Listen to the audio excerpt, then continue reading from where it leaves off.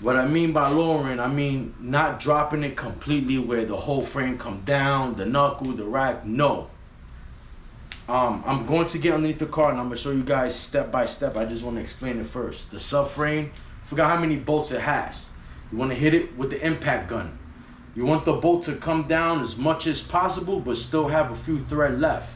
So when you do lower the subframe, when it comes down, the bolt is still going to stop the frame from coming down completely because it's still kind of threaded in a little bit. You kind of want to keep like an inch gap. So that's going to allow the subframe to come down a little bit so you could swing the T-case down, and then the motor is jacked up higher because what happens is, come here so I can show them. What happens is this end right here of the T-case, it hits the oil pan. So it's gonna stop it. Now, this was my first time doing this.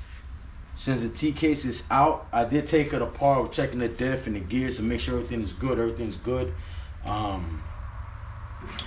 I noticed, you know, since I had it out already, okay, what's going to be an easy way to take it out again if I ever have to.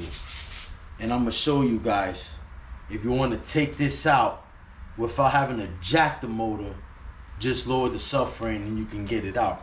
So if you come right here, this housing comes right up, okay? I got it unbolted. It has a large O-ring on it. Kind of got to ink it up.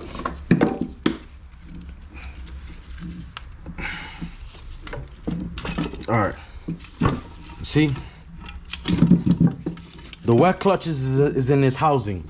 So this looks like one housing, but it's actually two. You see these 10mm bolts right here? You got 1 and 2. If you take these 2 bolts off, this center housing comes out. And then you can see the wet clutch disc in there. So I already took that out just to inspect it, but I bolted back up. While this is still in the car, still take off your 6 bolts that I showed you. Hit these bolts here. These are all 12s. They're all the same size. They go all the way around. While this is still in the car, take these bolts out and then get yourself chisel flathead, and then you can pop it up while it's in the car. Take this out. And take the case out. Obviously, your differential and vicious cup is still going to be inside. But make sure you drain all the fluid out of the T-case. If you don't want to lift up the motor, you can just take this out from while it's still in the car. You could take it out completely. You're probably going to make a mess. There's still going to be some gear oil. If you look inside, there's still gear oil in there. Once you take this off, then you could just slide the T-case right out. You ain't got to take out the mounts or anything, because I measured it last night, the length and the width, and see how much room I need to try to find an easier way to do it. And I needed about 3 inches of width. So I figured if I don't have to jack the motor, then I could just take this out here.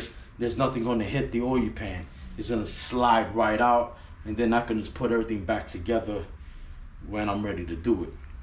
So this is the T-case. It's in good condition. It is a pain in the ass to take out. So if you're not a mechanic, and I mean a mechanic, not, oh, I do oil changes or brakes and stuff like that and struts, this job ain't for you. You might want to hire somebody to do it, or if you have any friends that has more mechanic skills than you, then you could get ahead and try to take the task. I will say this is a one-man job if you have a lift.